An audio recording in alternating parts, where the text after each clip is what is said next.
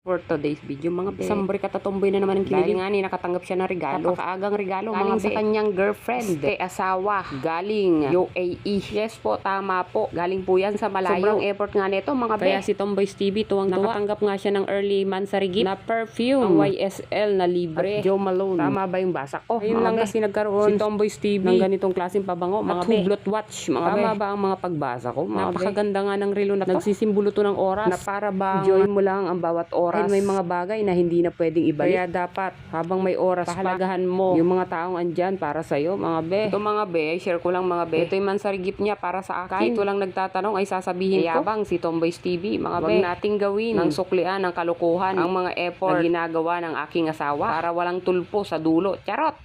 Alam nyo naman, di ba, yung mga taong natutulpo. Yun yung mga taong trinato na ng tama, inastusan na ng malaki, pinadalhan na monthly, inutangan mo pa, tapos hindi pa nagpabayad, tapos nakuha mo pang magloko. Ang kapal naman ng mukha mo. Kaya ka natutulpo. Alam nyo, mga be, kapag nasa tamang trato ka na, bakit kailangan mo pang magloko at kumuha ng sakit sa ulo? Imbis na suklian mo na lang ng tamang pagmamahal para sa dulo, happy ending kayo. Nagagawa nyo pang magloko. Kaya may hilaw tolpo. Charot!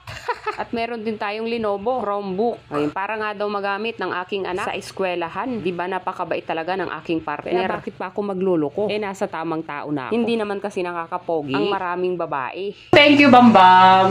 Thank you, Bambam, sa gift. Sa early gift mo sa monthsary natin sa 25. Thank you, I love you. Alam nyo, mga be, mas nakakapogi yung maging matino dahil ang tunay na tomboy, isa lang ang binibini. Hindi naman kasi nakakapogi ang dalawa ang babae. Haha, charot! Hindi talaga ako napakali dito. Sinukat ko ang relo at bagay na bagay nga, mga be. Tinesting din natin ang pabango at napakabango nga. Nakakaamoy binata, mga be. Yung bang pagdadaan ka, mapapalingon sa'yo dahil ang bango-bango mo, charot!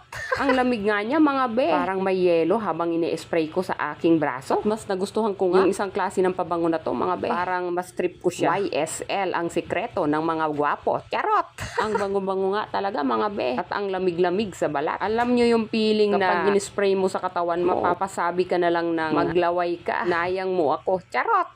Gawa nga inang napakabango talaga, mga be. Sulit yung amoy. Amoy baby. Charot! Amoy matikas. Amoy matigas. Charot!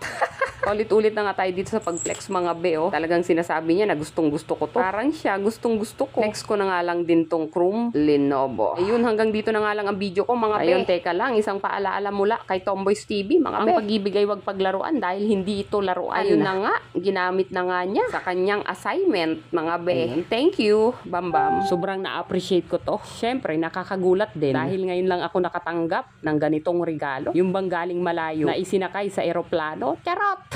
Ayun, hanggang dito